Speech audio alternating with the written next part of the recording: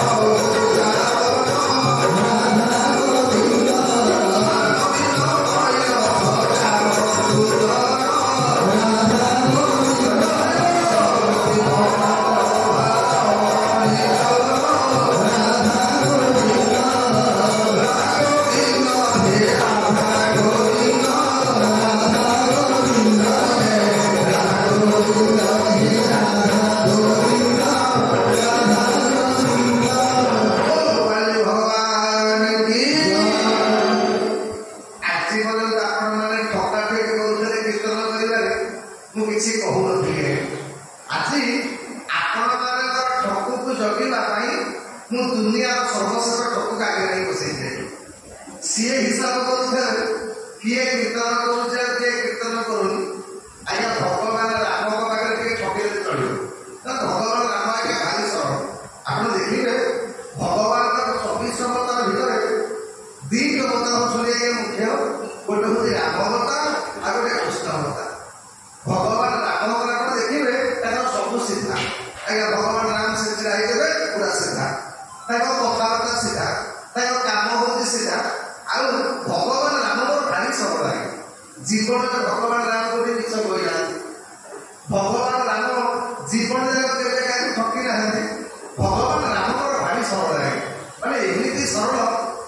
ଯେତେବେଳେ ଭଗବାନ ରାମଙ୍କର ବାଣରେ ରାବଣ ଶଳାଘାତ ହେଇକି ତଳେ ପଡ଼ିଗଲେ, ଆଜ୍ଞା ଭଗବାନ ରାମ ଆଗ ଦୌଡ଼ିକି ପଳେଇଗଲେ ରାବଣ ପାଖକୁ।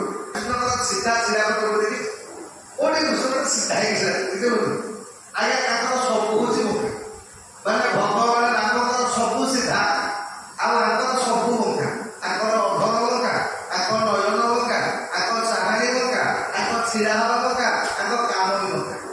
ଆଜ୍ଞା ଭଗବାନ ରାମ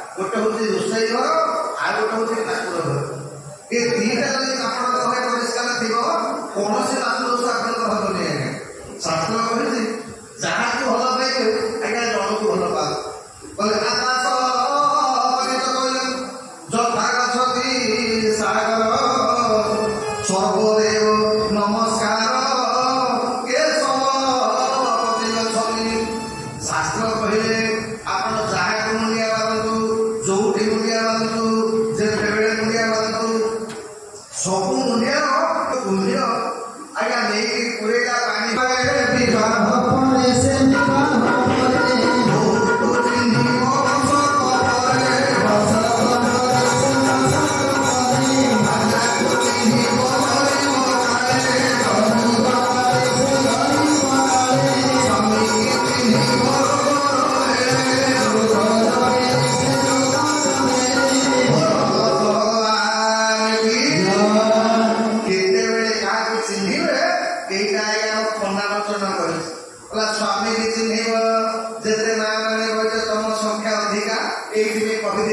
ଫର୍ମୁଲାଟା ମନେ ରଖ। ସ୍ୱାମୀକି କେତେବେଳେ ଚିହ୍ନିବ? ଆଜ୍ଞା ଆପଣ ରୋଷେଇବାସ କରିକି ଦଉଛ, ଘର କଥା ବୁଝୁଛ, ସ୍ୱାମୀକି ଗରମ ଗରମ ମାଡ଼ିକି ଖାଇବାକୁ ଦେଇ ଦଉଛ, ଘରଟାକୁ ପୁରା ସମ୍ଭାଳିଛ, ଆପଣଙ୍କ ସ୍ୱାମୀ ପ୍ରଶଂସା କରୁଛି ଲୋକଙ୍କ ଆଗରେ କହ ମୋ ସ୍ତ୍ରୀ ବଢ଼ିଆ ଲୋକ। ଘରଟାକୁ ସମ୍ଭାଳିଛି ସେଇଟା ମୁଁ ଗୋଟେ ଟେନସନ୍ ନଉଛି। କେବେ ଭାବିବେନି ଆପଣଙ୍କ ସ୍ୱାମୀ ଭଲ ବୋଲି। ସ୍ୱାମୀର ଭଲ ଭଳିଆଟା ଧରା ପଡ଼ିବ କେତେବେଳେ? ନା ଯେତେବେଳେ ଆପଣମାନେ ରୋଗୀରେ ପଡ଼ିବେ, ମେଡ଼ିକାଲରେ ପଡ଼ିଥିବେ, 2-3 ମାସ ପର୍ଯ୍ୟନ୍ତ ଗୋଟେ ଲଙ୍ଗ ଟାଇମ୍ ଟ୍ରିଟମେଣ୍ଟ ଆପଣଙ୍କ ଚାଲିଥିବ। ଯଦି ସ୍ୱାମୀ ସେତିକିବେଳେ ପଇସା ଖର୍ଚ୍ଚ କରି ଆପଣଙ୍କ ପାଖରେ ବସିବ, ଜାଣିବ ଠିକ୍ ସ୍ୱାମୀ ନାହିଁ। ନହେଲେ ଅନେକ ଲୋକ ଅଛନ୍ତି ଆଜ୍ଞା ଯେତେ ସ୍ତ୍ରୀ ମେଡ଼ିକାଲରେ ପଡ଼ିବ ଡାକ୍ତରକୁ ଖୁସି କହିବେ ତ ଆଜ୍ଞା ଅଛି ନହେଲେ ଗୋଟେ ଖୋଳାଖୋଳି କରିଦିଅ ଆଉ ହବନି, ନହେଲେ ଏବେ ଏଜ୍ ଅଛି ଆଉ ଗୋଟେ ସେକେଣ୍ଡ ହ୍ୟାଣ୍ଡ ସେ ଗୋଟେ ଆଣିବେ ଆଉ ଖର୍ଚ୍ଚ କରିହେବନି ଆଜ୍ଞା। ଏଇଥିପାଇଁ ଶାସ୍ତ୍ର କହିଛି ସ୍ୱାମୀକି ଚିହ୍ନିବ ରୋଗ ସଜ୍ଜାରେ, ସ୍ତ୍ରୀକି ଚିହ୍ନିବ ଯେତେବେଳେ ମାନେ ମନେ ରଖ। ଆପଣଙ୍କ ମ୍ୟାଡ଼ାମକୁ ଚିହ୍ନିବେ କେତେବେଳେ? ଏବେ ରୋଜଗାର କରୁଛ, ପୁରା ପୁରା ଟଙ୍କା ନେଇକି ବଢ଼େଇବେ, କଣିକା ବଢ଼ିଲେ ଏତିକି ବେଳେ ଆଜି ରୋଜଗାର ହେଇଛି। ସ୍ୱାମୀ କହୁଛି ସ୍ତ୍ରୀ କହୁଛି ଆହା ମୋ ସ୍ୱାମୀ ଭଳିଆ ଲୋକ ମିଳିବେ, କେବେ ବିଶ୍ୱାସ କରିବେନି ଆଜ୍ଞା। ସ୍ତ୍ରୀକି ଚିହ୍ନିବ କୋଉଦିନ? ନା ଆପଣଙ୍କ ଗରିବ ସମୟ। ଯଦି ଆପଣଙ୍କ ପାଖରେ ପଇସା ନାହିଁ, ରୋଜଗାର କମି ଯାଇଛି, ବ୍ୟବସାୟରେ କ୍ଷତି ହେଇଯାଇଛି, କିନ୍ତୁ ଆପଣଙ୍କ ସ୍ତ୍ରୀ ଧୈର୍ଯ୍ୟ ଦଉଛି, ବ୍ୟସ୍ତ ନା ମୁଁ ଅଛି। ନହେଲେ ଆଜିକାଲିର କଳିଯୁଗ ସ୍ତ୍ରୀ ହେଲେ ଯେତେବେଳେ ସ୍ୱାମୀ କମେଇବେ ଖାଲି ହେଇଯିବ ବାପା ଘରକୁ ଫୋନ କର, ବାପା ହେ ମୁଁ ଆଉ ରହିପାରିବିନି, ଏ ଯୋଉ କାମ ଦେଖାଇ ଦେଇ କରୁନି, ମତେ ନେଇକି ପଳାନ୍ତୁ ପଛେ କାମ କାଳେ ପଳେଇବି ପଛେ କାହା ପାଖରେ ରହିବି। ଆପଣଙ୍କ କଥା କହୁନି, ଏଇଟା ଶାସ୍ତ୍ରର କଥା। ହେଲା ପୁଅକୁ ଚିହ୍ନିବ, ପୁଅଟା ବାହା ହେଇନି ଆଜ୍ଞା ବାପ ମାଆକୁ ଭଲ ପାଉଛି, କେବେ କହିବେନି ଏଇଟା ଭଲ ବାପା ମାନେ ପୁଅ ବୋଲିକି। ଆଜ୍ଞା ପୁଅଟା ଧରା ପଡ଼ିବ କୋଉଦିନ? ଠିକ୍ ବାହାଘର ପରେ। ଯଦି ବାହା ହେଲା ପରେ ପୁଅଟା ଆପଣଙ୍କୁ ଆଜ୍ଞା ଭଲ ସେବା କରିଛି, ବାପ ମାଆଙ୍କୁ ପୂର୍ବଗତ ଭକ୍ତି କରୁଛି, ଜାଣିବେ ଏଇଟା ଠିକ୍ ପୁଅ। ହେଲା ବୋହୂକୁ ଚିହ୍ନିବ, ଯୋଉମାନଙ୍କର ବୋହୂ ଆଜ୍ଞା ଆପଣ ଦେଖିବେ ବହୁତ ନୂଆ ହେଇକି ଆସିଥିବ, ମୁଣ୍ଡରେ ଓଢ଼ଣା, ଚୁପି ଚୁପି କଥା, ନହେଲେ ଚାଲୁଥିବ, ଶାଶୁକୁ ମୁଣ୍ଡିଆ, ଶ୍ୱଶୁରକୁ ମୁଣ୍ଡିଆ, ଶ୍ୱଶୁର କହନ୍ତୁ ଚାହା ନେଇକି କହୁଥିବ। ଆଜ୍ଞା ଯେମିତି ବର୍ଷେ 1.5 ବର୍ଷ ଖଣ୍ଡେ ଯିବ ଏଠୁ ବହୁ ରସନ ସ୍ୱରୂପ ପ୍ରକାଶ ପାଇବ। କଣ ଅଛି ଆଜ୍ଞା ଆଉ ସେ ମୁଣ୍ଡିଆ ନାହିଁ କି ସେ ଓଢ଼ଣା ନାହିଁ, ଶାଶୁକୁ ଉଠ ଶ୍ୱଶୁରକୁ ଉଠ। ଆପଣଙ୍କ କଥା କହୁଛି ବୋହୂମାନଙ୍କ କଥା କହୁଛି। ତ ଏଇଥିପାଇଁ ଆଜି ଗଜ ବିଚାର କଲେ ମନ ଭିତରେ ପଛକୁ ଅନେଇଲା ବେଳକୁ ଆଉ ଆଗତେ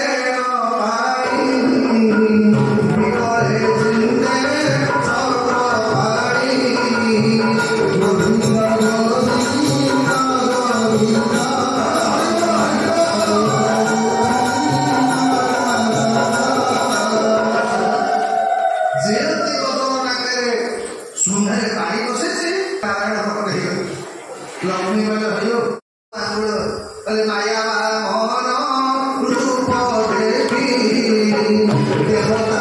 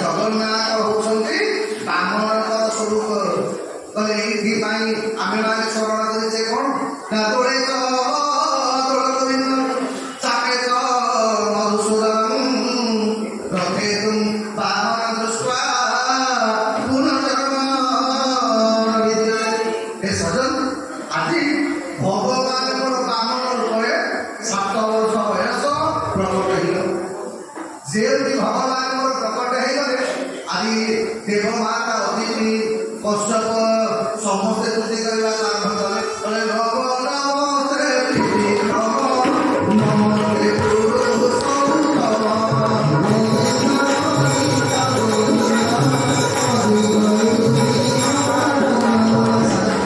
ଆଜ୍ଞା ବାମନ ଭଗବାନ ତ ଆଉ ଜନ୍ମ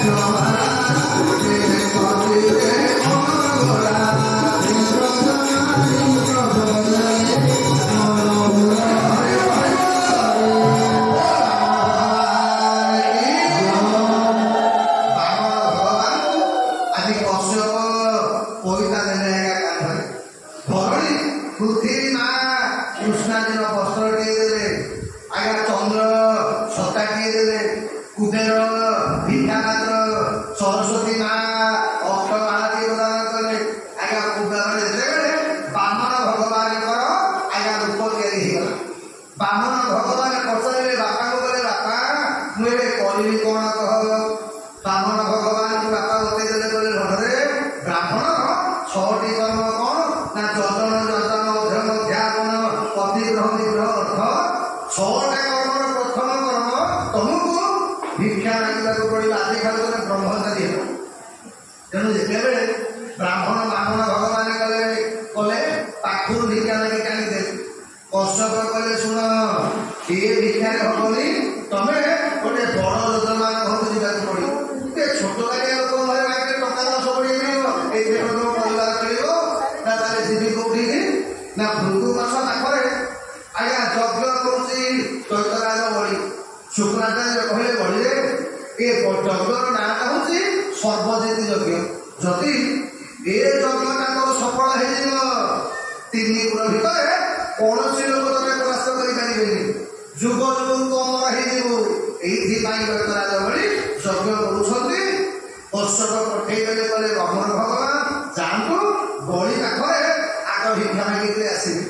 ଏ ବାପା ମାନେ ମା ମାନେ ମନେ ରଖିବେ, ଜୀବନରେ ଯଦି ଆପଣମାନଙ୍କ ପାଖରେ ଗୁରୁ କୃପା ଥିବ, ଯଦି ଆପଣମାନଙ୍କ ପାଖରେ ତାଙ୍କର ଦ୍ୱାରରେ ସଫଳ ହୋଇଥିବ। ଆଜ୍ଞା ଯେତେବେଳେ ବାମନ ଭଗବାନଙ୍କୁ ବଳି ଦର୍ଶନ କରିଛି ଆଖି ଆଉ ତଳକୁ ପଡୁନି। ବଳି ମନେ ମନେ ଭାବିଲା କିଏ ଜୀବନରେ ବହୁତ ବ୍ରାହ୍ମଣ ସନ୍ତାନ ଦେଖିଛି, ବହୁତ ଲୋକ ଦେଖିଛି, ଏ ପିଲାଟାକୁ ଦେଖିଲେ ଏ ମନଟା ଏତେ ଆକର୍ଷିତ ହେଉଛି କ'ଣ ପାଇଁ? ଆଜ୍ଞା ଇଏ ହେଉଛି ଭଗବାନଙ୍କ ସ୍ୱରର ମହିମା। ଆପଣମାନେ ଶୁଣିଥିବେ, ଏଇଥିପାଇଁ ବୃନ୍ଦାବନର ଗୋପୀମାନେ ଭଗବାନଙ୍କୁ କ'ଣ କହି କୁହନ୍ତି, ହେ ପ୍ରଭୁ ଆଉ ଆପଣ ବଂଶୀ ବଜେଇବେନି। ବୃନ୍ଦାବନେ ବଂଶୀ କେ ବଜାଇଲା, ବୃନ୍ଦାବନେ ବଂଶୀ ଏ ବିନ୍ଧା ବଳି ଆଉ ଛିଡ଼ା ହେଇଛି କ'ଣ ସୁବର୍ଣ୍ଣ ଧରିରେ ପାଣି ଆଣିକି ଆଜି ଭଗବାନ ମୋର ପାଦରେ ଛିଡ଼ା ହେଇଛନ୍ତି। ଶୁକ୍ରାଚାର୍ଯ୍ୟ ମନା କରିଗଲେ, ବେଶୀ ଭକ୍ତି ଦେଖାଣିଲେ। ଗୁରୁଦେବଙ୍କ ଆଦେଶକୁ ମାନିଲେନି ସେଦିନ। କହିଲେ ଗୁରୁଜୀ ଆପଣ ମତେ କ'ଣ କହୁଛନ୍ତି? ବଳଦ ସାଧନା କରିବାର ଏକମାତ୍ର ଫଳ ଭଗବାନଙ୍କୁ ପାଇବା। ଆଉ ଯଦି ଆଜି ମୋର ଯଜ୍ଞର ପୁଣ୍ୟାହୁତିରେ ସ୍ୱୟଂ ଯଜ୍ଞ ଜ୍ଞାନାରାୟଣ ମୋ ଜାଗ୍ରତରେ ଆସିକି ବସିଛନ୍ତି, ମୁଁ ତାଙ୍କୁ ଫେରିଦେବି। ଏ ପ୍ରଭୁ ମୋ ଗୁରୁ ପଛକେ ମୋତେ ଅଭିଶାପ ଦିଅନ୍ତୁ, ଏ ଦୁନିଆ ପଛକେ ଏପଟ ସେପଟ ହେବ, କିନ୍ତୁ ମୁଁ ଆପଣଙ୍କୁ ମୋ ଜାଗ୍ରତରେ ଫେରେଇବି। ତୁ ଗୁରୁ ଆଦେଶ ଅବମାନନା କରିଛୁ, ତତେ ମୁଁ ଅଭିଶାପ ଦଉଛି, ତୋର ସବୁ ତକ ସମ୍ପତ୍ତି ନଷ୍ଟ ହେଇଯିବ। ବଳିମାନେ ପ୍ରଭୁ ସମ୍ପତ୍ତି ନଷ୍ଟ ହେଇଯିବ, କିନ୍ତୁ ଭଗବାନଙ୍କୁ ଜାଗ୍ରତରେ ଫେରେଇବି। ସ୍ୱାମୀ ସ୍ତ୍ରୀ 2 ଜଣ ଯାକ ଭଗବାନଙ୍କ ପାଦ ତଳେ ବସିଲେ। ଆଜି ଚୈତରାଜ ବଳି ଭଗବାନଙ୍କର ପାଦ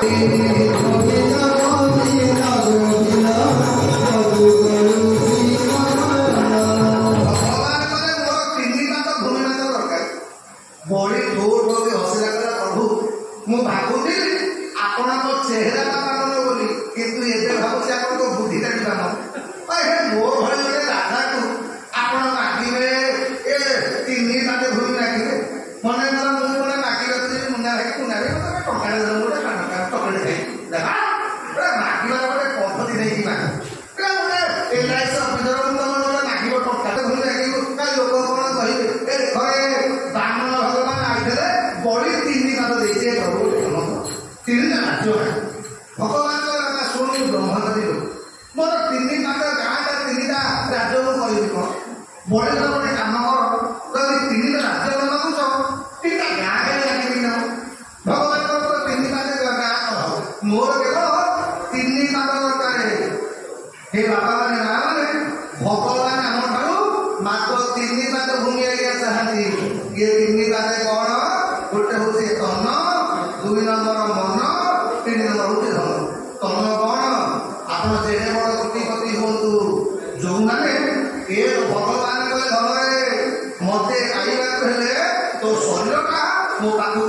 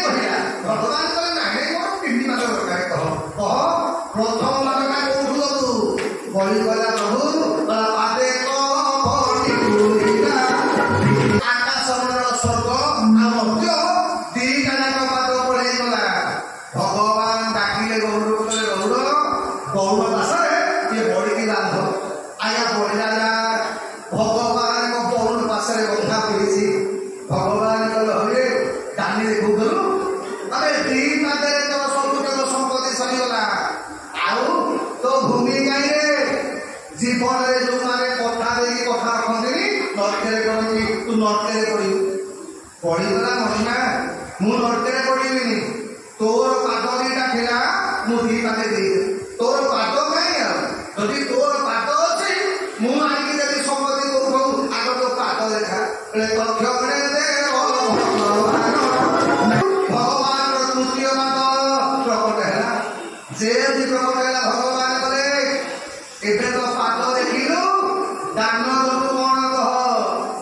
ବଳି ପଚାରିଲା କଲା ପ୍ରଭୁ ଗୋଟେ ପ୍ରଶ୍ନ ପଚାରିଲେ ତା ଉତ୍ତର ଦେଇପାରିବେ? ଭଗବାନ କଲେ କହ। ନା ମଣିମା ଜମିଟା ମୂଲ୍ୟବାନ ନା ଜମିଦାରଟା ମୂଲ୍ୟବାନ? ଭଗବାନ କହିଲେ ଜମିଦାରଟା ମୂଲ୍ୟବାନ। ନା ଜମିଦାର ମୂଲ୍ୟବାନ ନା ଆପଣ ମୋ ଜମିକି ମାପିଛନ୍ତି କିଏ ଜମିଦାରଟାକୁ ମାପି ନାହାନ୍ତି। ତୋର ବଳି ପଚାରିଲା କଲା ପ୍ରଭୁ ପିତାମହ ବ୍ରହ୍ମା ଆପଣଙ୍କ ପାଦ ଦର୍ଶନ କରିଛନ୍ତି? ଭଗବାନ କଲେ ନା। ନା ଶଙ୍କର ଭଗବାନ ଆପଣଙ୍କ ପାଦ ଦର୍ଶନ କରିଛି? ଭଗବାନ କଲେ ନା। ନା ଦେବରାଜ ଇନ୍ଦ୍ର ଆପଣଙ୍କର ପାଦ ସ୍ପର୍ଶ ପାଇଛନ୍ତି? ଭଗବାନ କଲେ ତାରି ଅଭିଜ୍ଞତା ନାହିଁ। କାଲି ମୋର କେଡ଼େ ବଡ଼ ଭାଗ୍ୟ ଯୋଉ ପାଦଟା ଲକ୍ଷ୍ମୀ ସାହାଯ୍ୟ ସେବା କରନ୍ତି ଆଜି ସେ ପାଦଟା ଏ ବଢିଆ ଭଗବାନ କଲେ ବଢିରେ କଣ ବର ଲାଗୁଛୁ ଆଗେ ବଢିଗଲା ବଢିଲା ଯାହାର ପାଦ ଆପଣଙ୍କ ମୁଣ୍ଡ ଉପରେ ବି ବସିବାକୁ ବର ଲାଗିବ। ଆଉ ମୋର ବର ଲାଗିବାକୁ ଇଚ୍ଛା ନାହିଁ ପ୍ରଭୁ ଏ ସ୍ୱର୍ଗର ସମ୍ପତ୍ତି ମୋର ଦରକାର ନାହିଁ। ଆଉ ଭଗବାନ କଲେ ବଳି ତଥାପି ମୋତେ ଲାଗିବାକୁ ପଡିବ କଣ ଲାଗୁଛୁ ଆଗେ ବଢିଗଲା ବଢିଲା। ଆପଣଙ୍କ ରୂପ ଦେଖିଲା ପରେ ମୋ ମନଟା ଆପଣଙ୍କୁ ଦେଖିଲା ପରେ ଜମା ମୋ ମନଟା କାହିଁ ଭରୁନି। ମୋର ଗୋଟେ କନ୍ୟା ସନ୍ତାନ ଅଛି ଆଜି ପର୍ଯ୍ୟନ୍ତ ଭଗବାନ ମୋତେ ପୁତ୍ର ସନ୍ତାନ ଦେଇଦେବେ। ଆପଣଙ୍କୁ ଦେଖିଲା ପରେ ମୋର ଭାରି ଇଚ୍ଛା ହଉଛି ଯେମିତି ଜୀବନ ଯାକ ଯେତେବେଳେ ମୁଁ ଆଖି ଖୋଲିବି ଆପଣଙ୍କ ରୂପଟାକୁ ସାମ୍ନାରେ ଦେଖିବି। ଭଗବାନ କଲେ ବଳିରେ ଆଜି ମୁଁ ତୋ ଚାନ୍ଦୁଆରେ ଦ୍ୱାର ପଢେଇକି ରହିବି। ତୁ ଯେତେବେଳେ ଆଖି ଖୋଲିବୁ ତୋ ସାମ୍ନାରେ ମୁଁ ଛିଡ଼ା ହେଇଥିବି। ତୁ ଯେତେବେଳେ ପଦାକୁ ବାହାରିବୁ ମୁଁ ଛିଡ଼ା ହେଇଥିବି। ଆଜ୍ଞା ଭଗବାନ ସବୁଦିନ ପାଇଁ ସିକ୍ୟୁରିଟି ଗାର୍ଡ ହେଇକି ରହିଗଲେ ଏପଟେ ସୁତର ଦୂରରେ ସେପଟେ ଦେବକୀମା ଗର୍ଭରେ ପ୍ରବେଶ କଲେ। ଆଜ୍ଞା ଯେମିତି ଭଗବାନ ଗର୍ଭରେ ରହିଲେ ଇଏ ଅନ୍ଧକାର କାରାଗାରଟା ଆଲୋକିତ ହେଇଗଲା। ବ୍ରହ୍ମାଦି ଦେବତା ମାନେ ସ୍ତୁତି କରୁଛନ୍ତି କହିଲେ ତୁ ନା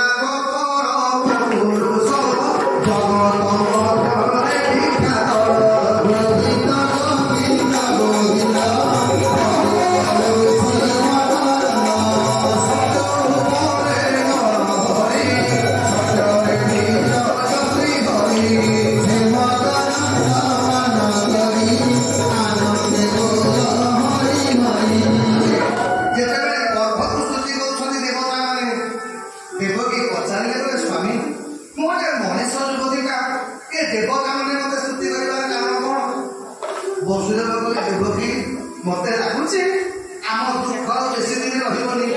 ନାରଦଙ୍କ ବାକ୍ୟଟା ସଫଳ ହବ। ଭଗବାନ ମୋର ପ୍ରକଟ ହେବେ। ଏମିତି ଆସ୍ତେ ଆସ୍ତେ ଗର୍ଭ ବଢିବାକୁ ଆରମ୍ଭ କଲା। କହିଲେ ଏତେବେଳେ ଆଜ୍ଞା ଆରମ୍ଭ ମାନେ ଏତେ ଆରମ୍ଭ ହେଲା କଣ ନା ଋତୁଙ୍କ ମଧ୍ୟରେ ଶ୍ରେଷ୍ଠ ସମ୍ପୂର୍ଣ୍ଣ ବଳ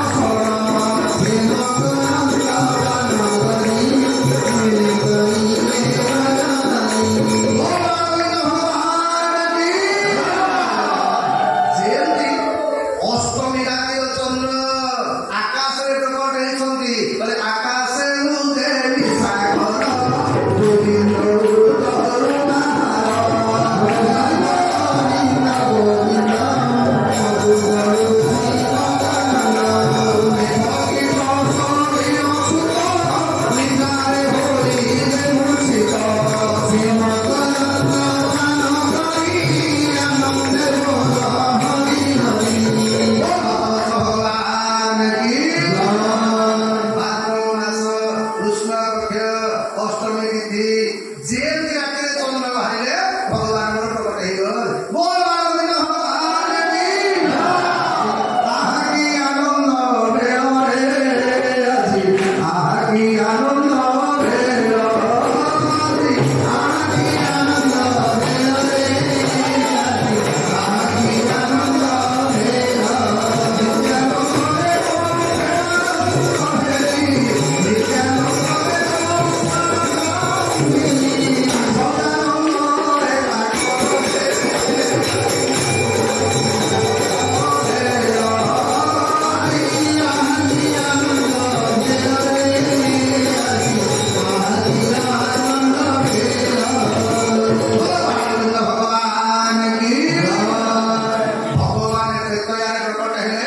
दिन 12 6 मास पर्यंत सूर्य अस्त है चंद्र देखते कहला प्रभु टे 12 पर देखी सूर्य बला कहीं को वर्ष छाड़ी आगे भगवान को चंद्र प्रार्थना कले ये बापर जुगे राति चंद्र उदय है बेले भगवान प्रकट है जितने प्रकट है आग भगवान राम को रूपटा आग कौशल्या देखीला दशरथ कहले प्रभु ये मु तपस्या करी मो स्त्री जाकर रूपटा देखिला भगवान कहले बापा व्यस्त होना बापर जुगे माँ पास पड़ी खबर आग तुम रूप देख भगवान रूपटा